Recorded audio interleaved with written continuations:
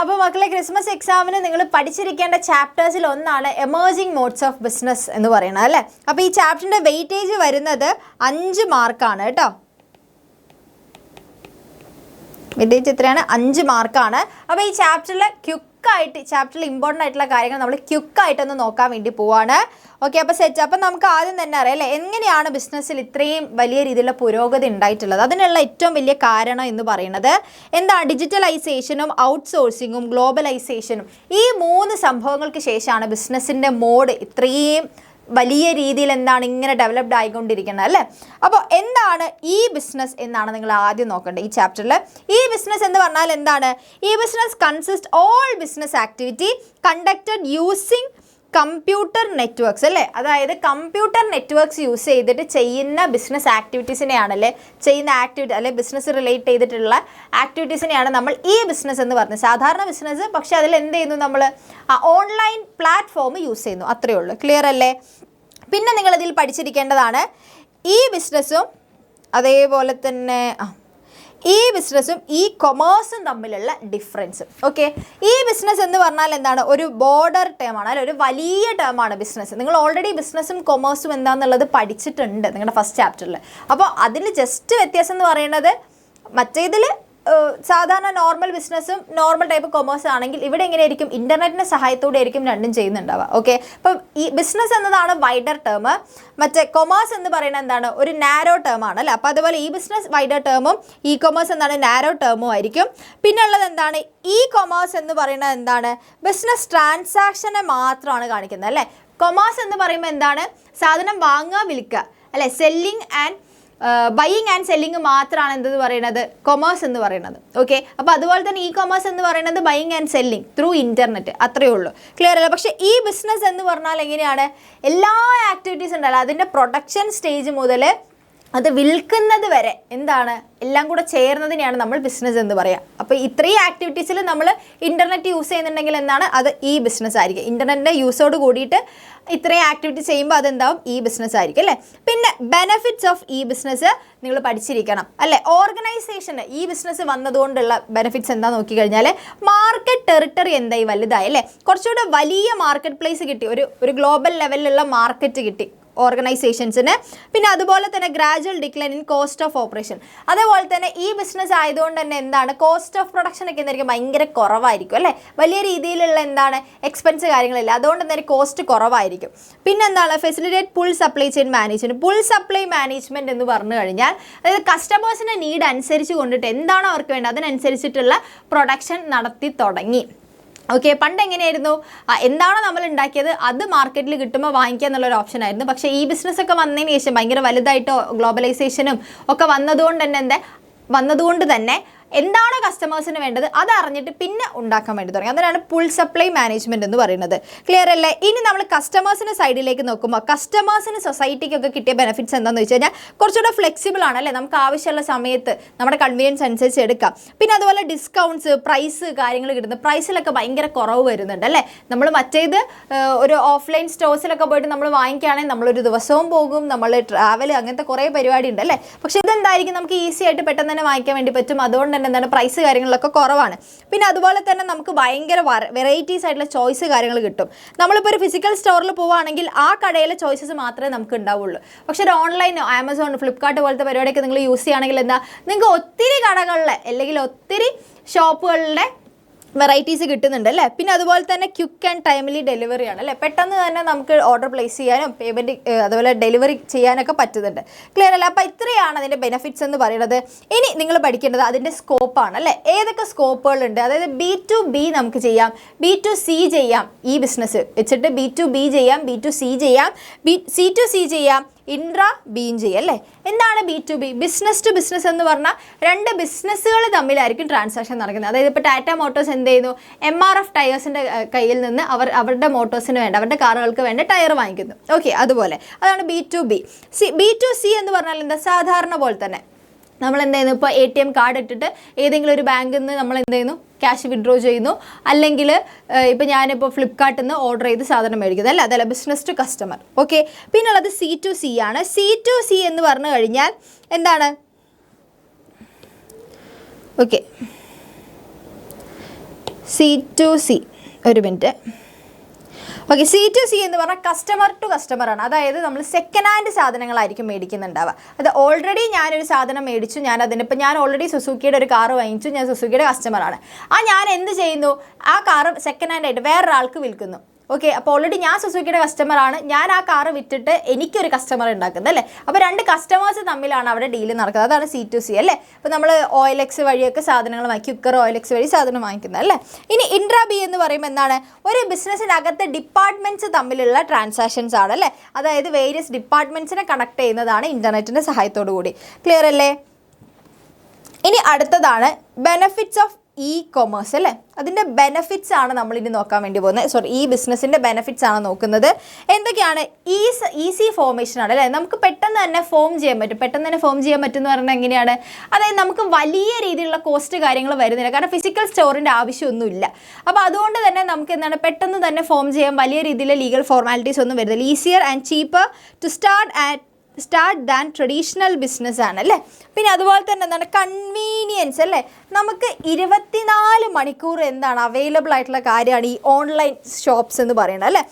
അതായത് availability for both business and customers, enabling flexible work and shopping അല്ലേ. ഇപ്പോൾ ഒന്ന് ആലോചിച്ച് നോക്കുക, എനിക്ക് വേണമെങ്കിൽ 2 മണിക്ക് വേണമെങ്കിലും ഓർഡർ പ്ലേസ് ചെയ്യാം. ഓക്കെ, കസ്റ്റമർ സൈഡിൽ നിന്ന് നോക്കുമ്പോൾ. അതേപോലെ തന്നെ ഇപ്പോൾ ഞാൻ എവിടെ നിന്നാണോ ഇപ്പം ഞാനിപ്പോൾ 2 മണിക്ക് എൻ്റെ വീട്ടിൽ നിന്ന് ഇരുന്നിട്ട് ഞാനിപ്പോൾ ഓർഡർ പ്ലേസ് ചെയ്യുന്നു. ആമസോണിൽ ഏതോ ഒരു ബ്രാൻഡിന് ഇപ്പോൾ പ്യൂമേൻ്റെ ഒരു സാധനം പ്ലേസ് ചെയ്യുന്നു. പക്ഷെ നിങ്ങൾ ആലോചിച്ച് പ്യൂമേൻ്റെ ഷോപ്പ് 2 മണിക്ക് തുറന്ന് വെച്ചിട്ടുണ്ടാവുമോ? ഇല്ല അല്ലേ. പക്ഷെ എന്നാലും നമുക്ക് ഓൺലൈൻ വഴി എന്താണ് ഓർഡർ ബുക്ക് ചെയ്യാൻ എളുപ്പമാണ്. ക്ലിയർ. പിന്നെ അതുപോലെ തന്നെ സ്പീഡായിട്ട് കാര്യങ്ങൾ നടക്കും അല്ലേ. പിന്നെ അതുപോലെ തന്നെ പെട്ടെന്ന് തന്നെയുള്ള ഇൻഫോർമേഷൻ എക്സ്ചേഞ്ച് കാര്യങ്ങളാണ് നടക്കുന്നത്. അതേപോലെ തന്നെ ഗ്ലോബൽ റീച്ച് ഉണ്ട് അല്ലേ. നമുക്ക് വേൾഡ് വെറൈറ്റി പ്രൊഡക്ട്സും വേൾഡ് വൈഡ് ആയിട്ടുള്ളൊരു മാർക്കറ്റും കിട്ടുന്നുണ്ട്, അത്രയും ഓപ്ഷൻസ് കിട്ടുന്നുണ്ട്. അതുകൊണ്ട് തന്നെ നമുക്ക് ഓപ്ഷൻസ് കൂടുതലായിരിക്കും അല്ലേ. പിന്നെ അതുപോലെ പേപ്പർലെസ് ഓപ്പറേഷൻസ് ആണ്. അതുകൊണ്ട് തന്നെ പിന്നെയുള്ള കാര്യം, നമുക്ക് എല്ലാം ഡിജിറ്റലായിട്ടാണ് നടക്കുന്നത്. അതുകൊണ്ട് തന്നെ ഭയങ്കരമായിട്ടുള്ള ബില്ല് കാര്യങ്ങൾ, ഇൻവോയ്സ്, അങ്ങനത്തെ പേപ്പർ ആയിട്ടുള്ള കാര്യങ്ങളല്ല, ഡിജിറ്റലായിട്ടുള്ള ഡോക്യുമെൻറ്റ്സ് ആണ് വരുന്നത്. ക്ലിയർ അല്ലേ. ഇനി അതുപോലെ തന്നെ ഈ ബിസിനസ്സിന് എന്തുണ്ട് മക്കളെ, ലിമിറ്റേഷൻ ഉണ്ട് അല്ലേ. ലോ പേഴ്സണൽ ടച്ച് ആണ്. അതായത് നമുക്ക് നേരിട്ട് കണ്ട് സാമ്പിളിംഗ് ഒന്നും ഉണ്ടാവില്ല അവിടെ. അപ്പോൾ അതുകൊണ്ട് തന്നെ നമ്മൾ അങ്ങനത്തെ വാങ്ങിക്കേണ്ടതായിട്ടുള്ള കുറച്ച് സാധനങ്ങളുണ്ട്. ഇപ്പോൾ പച്ചക്കറികൾ, ഫ്രൂട്ട്സ്, ഇതൊക്കെ നമ്മൾ ചെന്ന് നോക്കി വാങ്ങിക്കണമായിരിക്കും ഏറ്റവും നല്ലത്. അതൊക്കെ ഓൺലൈനായിട്ട് വാങ്ങിക്കുന്നതിലും നല്ലത് നമുക്ക് നേരിട്ട് വാങ്ങിക്കുന്നതാണ് അല്ലേ. അപ്പോൾ അതുകൊണ്ട് തന്നെ ലോ പേഴ്സണൽ ടച്ച് ആണ് അവിടെ വരുന്നത്. In congruence between order taking and order fulfilment ആണല്ലേ. അതേപോലെ തന്നെ ചില സമയത്തൊക്കെ നമ്മളൊരു സാധനം കൊടുത്തു കഴിഞ്ഞാൽ ഭയങ്കര ടൈം എടുത്ത് ഡെലിവർ ആവുകയും ചെയ്യും. അതുപോലെ തന്നെ നമ്മൾ പറഞ്ഞ സാധനം കിട്ടാതെ ഇരിക്കുക, അല്ലെങ്കിൽ പറഞ്ഞ സ്ഥലത്ത് കൊടുക്കാതിരിക്കുക, വേറെ എവിടെയോ ചെന്ന് എത്തിക്കുന്ന അവസ്ഥയൊക്കെ ഉണ്ടാവും അല്ലേ. ഓർഡർ മാറിപ്പോകുന്ന അവസ്ഥയൊക്കെ ഉണ്ടാവും. പിന്നെ അതുപോലെ തന്നെ നീഡ് ടെക്നോളജി കേപ്പബിലിറ്റി. ഇപ്പം നമുക്കിപ്പോൾ ടെക്നോളജി വൈസ് വലിയ പിടുത്തമൊന്നുമില്ല വിചാരിക്കുക. അപ്പം നമുക്ക് എന്ത് ചെയ്യാൻ പറ്റില്ല, ഈ ബിസിനസ് യൂസ് ചെയ്യാൻ വേണ്ടി പറ്റില്ല. അതുകൊണ്ട് നമുക്കത് ബുദ്ധിമുട്ടുള്ള കാര്യമായിരിക്കും അല്ലേ. ക്ലിയർ. അതുപോലെ തന്നെ ബിസിനസ് തുടങ്ങുന്ന ആൾക്കാരെ വെച്ച് നോക്കുമ്പോൾ അവർക്ക് ഈ നെറ്റ്വർക്കിൻ്റെ കാര്യങ്ങൾ അറിയില്ലെങ്കിൽ അവർക്ക് ആ ഒരു മേഖല ഇല്ല, ഈ ബിസിനസ് എന്ന് പറയുന്ന മേഖലയിലേക്ക് കിടക്കാൻ വേണ്ടി പറ്റില്ല. അപ്പോൾ ഇത്രയാണ് അതിൻ്റെ ലിമിറ്റേഷൻസ് വരുന്നത്. പിന്നെ അടുത്തത് എന്താണ്, risk due to anonymity and non traceability അല്ലേ. അതുകൊണ്ട് തന്നെ നമുക്ക് എന്താ ലോ പേഴ്സണൽ ടച്ച് ആണ്, നമ്മൾ അവരെ കാണുന്നില്ല അല്ലേ. അപ്പോൾ അതുകൊണ്ട് തന്നെ നമ്മൾ ബയറിനെയും കാണുന്നില്ല, സെല്ലറിനെയും കാണുന്നില്ല. അപ്പോൾ അതുകൊണ്ട് തന്നെ ഇവർ ഫേക്ക് ആണോ ഒറിജിനൽ ആണോ എന്നൊന്നും മനസ്സിലാക്കാൻ വേണ്ടി പറ്റില്ല അല്ലേ. പിന്നെ പീപ്പിൾ റെസിസ്റ്റൻറ്റ്, നേരത്തെ പറഞ്ഞ മാതിരി നമുക്കിങ്ങനെ ടെക്നോളജിക്കൽ കേപ്പബിലിറ്റി ഇല്ലാത്ത ആൾക്കാരാണെങ്കിൽ ആൾക്കാർ എന്ത് ചെയ്യില്ല, അങ്ങോട്ടേക്ക് പോകാൻ മടിക്കും, ബിസിനസ് ചെയ്യാനും മടിക്കും. അതുപോലെ തന്നെ അങ്ങനത്തെ ബിസിനസ് സെൻറ്റേഴ്സിൽ നിന്ന് സാധനങ്ങൾ മേടിക്കാനും മടിക്കും അല്ലേ. പിന്നെ ഉള്ളത് എത്തിക്കൽ ഫോളോ ഔട്ട് എന്ന് പറയുന്നത് എന്താണെന്ന് വെച്ച് കഴിഞ്ഞാൽ, ഇപ്പോൾ അനോണിമിറ്റി ഉണ്ടല്ലോ, അത് നമുക്ക് ആരാന്നറിയാത്തതുകൊണ്ട് തന്നെ ചിലപ്പോൾ നമ്മളുടെ ഡാറ്റാസൊക്കെ വെച്ചിട്ട് റോങ് ആയിട്ടുള്ള മിസ്യൂസ് ചെയ്യാനൊക്കെ ഉള്ള ചാൻസ് ഉണ്ട്, പോസിബിലിറ്റി ഉണ്ട് അല്ലേ. പിന്നെ ഇതിൽ ഇമ്പോർട്ടൻ്റ് ആയിട്ട് നിങ്ങൾ പഠിച്ചിരിക്കേണ്ട ഒന്നാണ് ട്രഡീഷണൽ ബിസിനസ്സും ഈ ബിസിനസ്സും തമ്മിലുള്ള ഡിഫറൻസ്. ഓക്കെ, അത് ഇമ്പോർട്ടൻ്റ് ആയിട്ട് പഠിച്ചിരിക്കുക. അപ്പോൾ എന്തൊക്കെയാണെന്ന് നമ്മൾ നോക്കാൻ പോവാണ്. ബേസിസിൻ്റെ നോക്കിയാൽ ഈസി ആയിട്ട് ഫോർമേഷൻ സാധ്യമാണ് എവിടെ, ഈ ബിസിനസ്സിൽ. പക്ഷേ നമ്മളുടെ ട്രഡീഷണൽ ബിസിനസ്സിൽ കുറച്ച് ഡിഫിക്കൽട്ടാണ്. പിന്നെ ഫിസിക്കൽ പ്രസൻസ് ട്രഡീഷണൽ ബിസിനസ്സിൽ ആവശ്യമാണ്. ഒരു കട എന്തായാലും വേണം, ഒരു സ്റ്റോർ വേണം. ഇവിടെ കട കാര്യങ്ങളൊന്നും വേണം നിർബന്ധമൊന്നുമില്ല, കാരണം കസ്റ്റമേഴ്സ് ഡയറക്റ്റ് വന്ന് വാങ്ങിക്കുന്നില്ലല്ലോ. പിന്നെ ലൊക്കേഷൻ നോക്കുകയാണെങ്കിൽ ഇതെന്താണ് ഇമ്പോർട്ടൻ്റ് ആണ് അല്ലേ, ആൾക്കാർക്ക് എത്തിപ്പെടാൻ പറ്റുന്ന സ്ഥലത്തെ നമുക്ക് ട്രഡീഷണൽ ബിസിനസ് കൊണ്ട് കട വെക്കാൻ പറ്റുള്ളൂ. ഇവിടെ പിന്നെ കസ്റ്റമേഴ്സ് വരാത്തതുകൊണ്ട് തന്നെ ഏത് കാട്ടുമുക്കിലാണെങ്കിലും കുഴപ്പമില്ല. പിന്നെ കോസ്റ്റ് ഓഫ് സെറ്റിംഗ് അപ്പ് നോക്കുകയാണെങ്കിൽ ഇവിടെ കട, അവിടത്തേക്ക് വേണ്ട സ്റ്റാഫുകൾ, ഇൻറ്റീരിയൽ, അങ്ങനത്തെ കുറേ പരിപാടികൾ എന്ന് പറഞ്ഞിട്ട് ഹൈ കോസ്റ്റ് ആണ്. ഇവിടെ പിന്നെ കടയും കാര്യങ്ങളൊന്നും ഇല്ലാത്തതുകൊണ്ട് തന്നെ അങ്ങനത്തെ പരിപാടിക്ക് കോസ്റ്റ് വളരെ കുറവാണ്. പിന്നെ നേച്ചർ ഓഫ് കമ്മ്യൂണിക്കേഷൻ നോക്കുകയാണെങ്കിൽ ഒരു ഹൈറാർക്കിയൽ ഓർഡർ ഉണ്ട് അല്ലേ. നമുക്കിപ്പോൾ ഒരു കടയിൽ പോയി നമ്മൾ കമ്മ്യൂണിക്കേറ്റ് ചെയ്യുകയാണെങ്കിൽ തന്നെ ആദ്യം നമുക്ക് അതിൽ ഏറ്റവും താഴെയുള്ള ആൾ, അതായത് സെയിൽസ് പേഴ്സൺ ആയിരിക്കും കാണുക, പിന്നെ അയാളുടെ ഒരു മാനേജർ, പിന്നെ അങ്ങനെ ഒരു ഹൈറാർക്കി ഉണ്ട്. ഇപ്പോൾ അവർ തമ്മിലുള്ള കമ്മ്യൂണിക്കേഷൻ നടക്കുകയാണെങ്കിൽ തന്നെ ഏറ്റവും ടോപ്പിലുള്ള ആൾ എന്തായിരിക്കും, അവരുടെ തൊട്ട് താഴെയുള്ള സ്റ്റാഫിനോടായിരിക്കും പറയാം, അയാളായിരിക്കും ലെവലിലേക്ക് താഴേക്ക് പോകുക അല്ലേ. അപ്പോൾ ഒരു കമ്മ്യൂണിക്കേഷൻ, ഒരു ഹൈറാർക്കി ഉണ്ടാവും. ഇവിടെ പിന്നെ അങ്ങനത്തെ ആൾക്കാരെന്ന് ചിലപ്പോൾ മുതലാളി തന്നെ ആയിരിക്കും ചിലപ്പോൾ വർക്കും ചെയ്യുന്നുണ്ടാവും അല്ലേ. ക്ലിയർ. പിന്നെന്താണ് contact with suppliers and buyers അല്ലേ. ഇവർക്ക് എങ്ങനെയാണെന്ന് വെച്ച് കഴിഞ്ഞാൽ ട്രഡീഷണൽ ബിസിനസ്സിൽ എങ്ങനെയാ വെച്ചാൽ ഇൻഡയറക്റ്റ് ത്രൂ ഇൻ്റർമീഡിയറ്റ്സ് ആണ് അല്ലേ. ഇവർ സപ്ലയേഴ്സും ബയേഴ്സും തമ്മിൽ എങ്ങനെയാണ് കോണ്ടാക്റ്റ് വരുന്നുണ്ടോ ചോദിച്ചു കഴിഞ്ഞാൽ ഇല്ല അല്ലേ. ഇത് നമ്മൾ സാധനം വാങ്ങിക്കാതെ ഇപ്പോൾ സാധാരണ നിങ്ങൾ കാണുന്ന റീറ്റെയിൽ സ്റ്റോറൊക്കെ അല്ലേ, അവരൊക്കെ ഡയറക്റ്റായിട്ട് വാങ്ങിക്കല്ല ചെയ്യുന്നത്. അവർ ഓരോരോ ഇൻ്റർമീഡിയറീസ് വഴിയാണ് അവർ സാധനങ്ങൾ മേടിക്കുന്നത് അല്ലേ. ഡയറക്റ്റ് ചിലപ്പോൾ മാനുഫാക്ചർ കയ്യിലൊന്നും ആയിരിക്കും എത്തുന്നുണ്ടാവുക, അവർ ചിലപ്പോൾ ഏജൻറ്റ് വഴിയൊക്കെ ആയിരിക്കും പോകുന്നുണ്ടാവുക. പക്ഷേ ഇവിടെ എങ്ങനെയായിരിക്കും, ഇവിടെ ചിലപ്പോൾ ഡയറക്റ്റ് മാനുഫാക്ചർ കയ്യിൽ നിന്ന് ഡയറക്റ്റ് എടുത്തിട്ടായിരിക്കും ബിസിനസ് കാര്യങ്ങൾ ചെയ്യുന്നുണ്ടാവുക. ഓക്കെ, ബൾക്കായിട്ട് വാങ്ങിയിട്ട്. പിന്നെ നമുക്ക് time required for meeting customer requirements നോക്കിക്കഴിഞ്ഞാൽ നമുക്ക് ട്രഡീഷണൽ ബിസിനസ്സിൽ കുറേ സമയം എടുക്കും അല്ലേ. നമ്മളൊരു കടയിൽ പോയി ഇട്ട് നോക്കി ഇഷ്ടമായില്ലെങ്കിൽ അഴിച്ച് പിന്നെ വേറെ കടയിൽ പോയി അങ്ങനെ ഭയങ്കര ബുദ്ധിമുട്ടാണ്. പക്ഷേ ഇവിടെ എങ്ങനെയാണ്, ഓൺലൈനിൽ എങ്ങനെയാണ് ഇൻസ്റ്റൻറ്റേനിയസ് ആണ്, പെട്ടെന്ന് തന്നെ നടക്കും അല്ലേ. നമുക്ക് ഇഷ്ടമുള്ള കാര്യങ്ങൾ സ്ക്രോൾ ചെയ്ത് കളഞ്ഞിട്ട് ആവശ്യമുള്ളതിൽ എത്തുമ്പോൾ നമുക്ക് മേടിക്കാവുന്നുള്ളൂ. പിന്നെ business process length of cycle നോക്കിക്കഴിഞ്ഞാൽ ഇവിടെ കുറേ സമയം എടുക്കും. ബിസിനസ് പ്രോസസ്സ് നോക്കുകയാണെങ്കിൽ ഭയങ്കര സമയമാണ് അല്ലേ. നമ്മൾ കണ്ട് പിടിച്ച് പിന്നെ ബിസിനസ് നടക്കാനാണെങ്കിലും കുറേ സമയം എടുക്കും. ഇവിടെ പെട്ടെന്ന് തന്നെ കാര്യം നടക്കുന്നതായിരിക്കും. പിന്നെ ഇംപേഴ്സണൽ ടച്ച് ഇവിടെ മോറായിരിക്കും അല്ലേ. നമുക്ക് ഡയറക്റ്റ് കാണുന്നുണ്ട് ട്രഡീഷണൽ ബിസിനസ്സിൽ അല്ലേ. അപ്പം നമുക്ക് നേരിട്ട് കുറച്ച് ആളെ കാണാം, അവിടെ ഒരു അനോണിമിറ്റി ഇല്ല. ഇവിടെ എങ്ങനെയാണ്, പേഴ്സണൽ ടച്ച് ഒന്നും ഇല്ല. ഓക്കെ, നമ്മളൊരു ഉറപ്പിൻ്റെ ബലത്തിലാണ് നമ്മൾ കയറി എന്ത് ചെയ്യുന്ന സാധനങ്ങൾ മേടിക്കണേ. ഓക്കെ, പിന്നെ ഫിസിക്കൽ പ്രീ സാമ്പിളിങ് നോക്കിക്കഴിഞ്ഞാൽ നമുക്ക് ട്രഡീഷണൽ ബിസിനസ്സിൽ പറ്റും. നമുക്ക് വേണമെങ്കിൽ ജസ്റ്റ് എന്താണ് സാമ്പിളൊക്കെ നോക്കി അല്ലെങ്കിൽ നമുക്കൊന്ന് ഇട്ട് നോക്കിയിട്ടൊക്കെ വേണമെങ്കിൽ എടുക്കാം. പക്ഷെ മറ്റേതിൽ അങ്ങനത്തെ പോസിബിലിറ്റി ഇല്ല, നോട്ട് പോസിബിൾ ആണ്. ഇനി അടുത്തതാണ് ഈ ഒരു ഏരിയയിൽ പഠിക്കേണ്ട ഇമ്പോർട്ടൻ്റ് ആയിട്ടുള്ള കാര്യം, ഓൺലൈൻ ട്രാൻസാക്ഷൻ. ഓൺലൈനിൽ എങ്ങനെയാണ് നമ്മൾ ട്രാൻസാക്ഷൻസ് നടത്തുന്നത് എന്നുള്ളത്. ഓക്കെ, ഇത് നിങ്ങൾക്ക് അറിയാവുന്ന കാര്യമാണ്, പക്ഷേ എന്തായാലും ഒന്ന് നോക്കാം. Online transaction refers to the transaction taking place between two parties അല്ലേ. രണ്ട് ആൾക്കാർ തമ്മിൽ നടക്കുന്ന ട്രാൻസാക്ഷനെ, ഓൺലൈൻ വഴി നടക്കുന്ന ട്രാൻസാക്ഷനാണ് നമ്മൾ ഓൺലൈൻ ട്രാൻസാക്ഷൻ എന്ന് പറയുന്നത്. ക്ലിയർ അല്ലേ. അപ്പോൾ അതിൻ്റെ 3 സ്റ്റേജസ് ആണ് വരുന്നത്. ഒന്ന് രജിസ്ട്രേഷൻ. ഓക്കെ, ഒന്ന് എന്താണ് രജിസ്ട്രേഷൻ. 2 എന്ന് പറയുന്നത് മക്കളെ പ്ലേസിങ് ഓർഡർ ആണ്. രണ്ടാമത്തെ എന്താണ്, ആദ്യം രജിസ്ട്രേഷൻ കഴിഞ്ഞാൽ പിന്നെ നമ്മൾ ഓർഡർ പ്ലേസ് ചെയ്യും, പിന്നെ പേയ്മെൻറ്റ് ചെയ്യുന്ന പരിപാടിയാണ് അല്ലേ.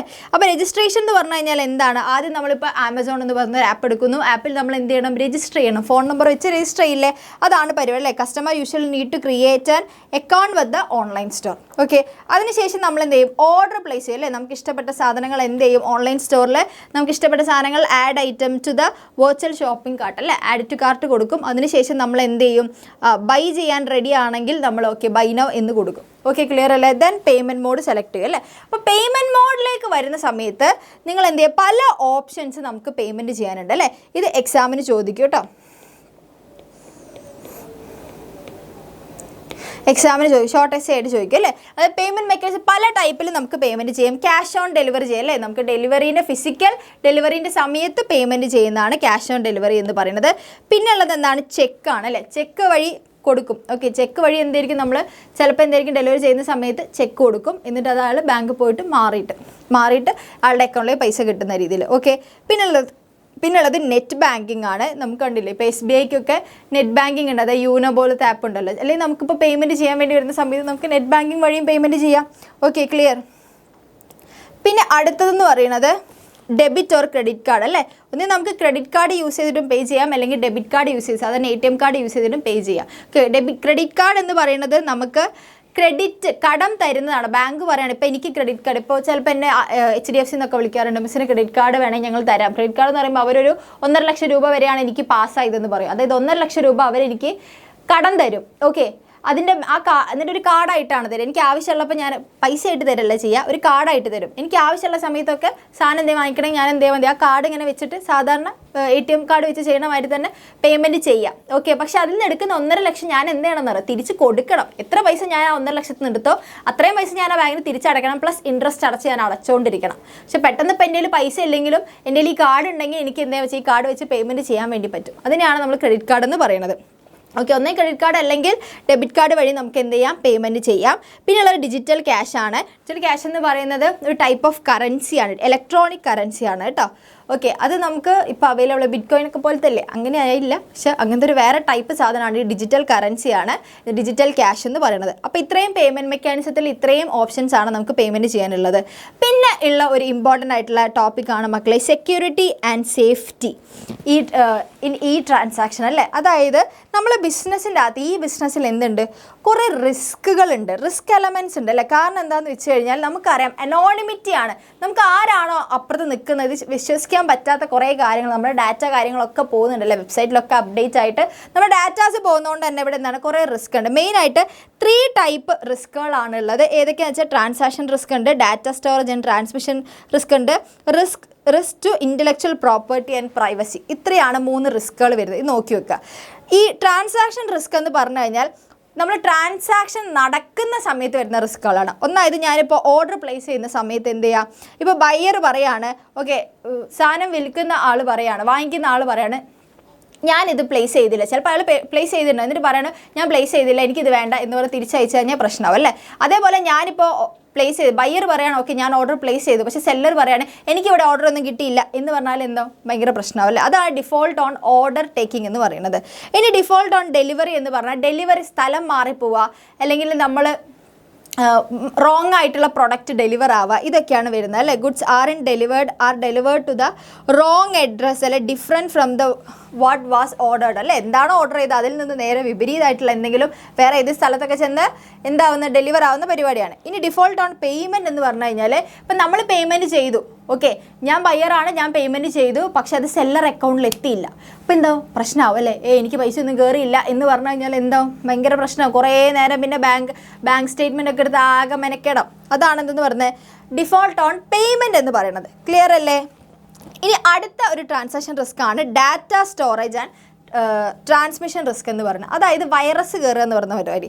വൈറസ് എന്ന് പറയുന്നത് എന്താ വെച്ച് കഴിഞ്ഞാൽ പണ്ടുള്ളൊരു സാധനമായിരുന്നു ഈ വൈറസ് എന്ന് പറയുന്നത്. ഇപ്പോഴും ഉണ്ട്, പക്ഷെ പണ്ട് ഇത് ഭയങ്കര ഭീകരനായിരുന്നു. അതായത് ഇത് പറയുന്ന ഒരു സാധനം, അതായത് ഇപ്പം ഇപ്പോൾ ഉദാഹരണത്തിന് ഇതിപ്പോൾ ചതുരാന്ന് വിചാരിക്കും, ഈ ഒരു സാധനം എന്താണ് കോപ്പി ആയെന്ന് വിചാരിക്കും.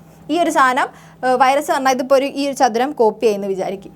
എന്നിട്ട് ഇതെന്താ ഈ ചതുരം തന്നെ ഒരു 10,000-20,000 ചതുരം ഇങ്ങനെ ഉണ്ടായി ഒരേ സാധനം ഇങ്ങനെ കോപ്പി ആകുമ്പോൾ എന്താണ് ഒരുപാടായിട്ട് നമ്മുടെ സ്റ്റോറേജിന് അത് എഫക്റ്റ് ചെയ്യും അല്ലേ. കാരണം ഒരു സാധനം തന്നെ ഇങ്ങനെ ലിമിറ്റ്ലെസ് ആയിട്ട് ഇങ്ങനെ കോപ്പി ആയിക്കൊണ്ടിരുന്നാൽ എന്താണ് ഒരു വൈറസ് പോലെ, ഒരു ക്യാൻസർ പോലെയാണ്. അതിനെയാണ് നമ്മൾ വൈറസ് എന്ന് പറയുന്നത് അല്ലേ. വൈറ്റൽ ഇൻഫോർമേഷൻ അണ്ടർസേക്ക് എന്നാണ് പറയുക. ഓക്കെ, ഇതെന്താണ് program that can replicate themselves and damage computer system അല്ലേ. ഇങ്ങനെ റെപ്ലിക്കേറ്റ് ചെയ്ത് കമ്പ്യൂട്ടർ സിസ്റ്റത്തിനെ ഡാമേജ് ചെയ്യുന്ന പരിപാടിയാണ് എന്ന് പറഞ്ഞ വൈറസ് എന്ന് പറയുന്നത്. അപ്പോൾ അങ്ങനെ ഒരു പരിപാടി ഉണ്ട് എന്തിൽ ഈ ഓൺലൈൻ ട്രാൻസാക്ഷനിൽ നോക്കുന്ന സമയത്ത്. ഇനി പിന്നുള്ളതാണ് എന്തെന്ന് പറയുന്നത് ഇൻ്റലക്ച്വൽ പ്രോപ്പർട്ടി ആൻഡ് പ്രൈവസി അല്ലേ. അതായെന്ന് വെച്ച് കഴിഞ്ഞാൽ നമുക്കറിയാം അനോണിമിറ്റിയാണ് ഇവിടെ മെയിൻ ആയിട്ടുള്ള ഒരു ശത്രു എന്ന് പറയുന്നത്. അപ്പോൾ അതുകൊണ്ട് തന്നെ നമ്മൾ വൺസ് എവിടെയെങ്കിലും എന്തെങ്കിലും ഒരു കാര്യങ്ങൾ ഒരു പേയ്മെൻറ്റ് ചെയ്തെന്ന് വിചാരിക്കുക, അല്ലെങ്കിൽ ഒരു വെബ്സൈറ്റിൽ കയറി എന്ന് വിചാരിക്കുക, നമ്മുടെ ഇമെയിൽ അഡ്രസ്സൊക്കെ കൊടുത്തു കഴിഞ്ഞാൽ അതവിടെ ആയി രജിസ്റ്റർ ആയത്. പിന്നെ അത് ആരെങ്കിലും മിസ്യൂസ് ചെയ്യുക അങ്ങനെ എന്തെങ്കിലുമൊക്കെ ചെയ്ത് കഴിഞ്ഞാൽ എന്താണ് പലരും നമ്മുടെ അക്കൗണ്ട് നമ്മുടെ പ്രൈവസിയിലേക്ക് കയറി വന്ന് നമ്മുടെ ഡീറ്റെയിൽസൊക്കെ മിസ്യൂസ് ചെയ്യാനുള്ള ഓപ്ഷൻ ഉണ്ട് അല്ലേ, പോസിബിലിറ്റി ഉണ്ട്. അപ്പോൾ അതിനെയാണ് നമ്മൾ ഇൻ്റലക്ച്വൽ പ്രോപ്പർട്ടി എന്ന് പറയുന്നത് അല്ലേ. അത് അൺഓതറൈസ്ഡ് ആക്സസ് ടു ഡാറ്റ, നമ്മളെ ഡാറ്റയിലേക്ക് അൺഓതറൈസ്ഡ് ആയിട്ട് കയറുക അല്ലേ. അതായത് നമുക്കിപ്പോൾ ഉദാഹരണത്തിന് theft or modification of information അല്ലേ. അതായത് നമ്മുടെ അക്കൗണ്ടിൽ നിന്ന് പൈസ പോവുക, അല്ലെങ്കിൽ നമ്മൾ ഡീറ്റെയിൽസ് ഒക്കെ അപ്ഡേറ്റ് ചെയ്യുക, എന്തൊക്കെയോ രീതിയിൽ തോന്നിയ രീതിയിലൊക്കെ അപ്ഡേഷനൊക്കെ ആവുന്നതൊക്കെയാണ് intellectual property and privacy hacking എന്ന് പറയുന്ന പരിപാടി. ചുരുക്കി പറഞ്ഞാൽ ഹാക്കിംഗ്. ഓക്കെ, ക്ലിയർ അല്ലേ. ഇനി അടുത്ത ഒന്നാണ് ഈ ഒരു ഏരിയയിലെ ഔട്ട്സോഴ്സിംഗ് എന്ന് പറഞ്ഞാൽ. ഔട്ട്സോഴ്സിംഗ് എന്ന് പറഞ്ഞാൽ സിമ്പിളായിട്ട് പറഞ്ഞു കഴിഞ്ഞാൽ എൻ്റെ പണി ഞാൻ എന്ത് ചെയ്യുന്നു വേറൊരാളെ ഏൽപ്പിക്കുന്നു. എനിക്കാണ് അസൈൻമെൻറ്റ് എഴുതാൻ തന്നതെന്ന് വിചാരിക്കുക.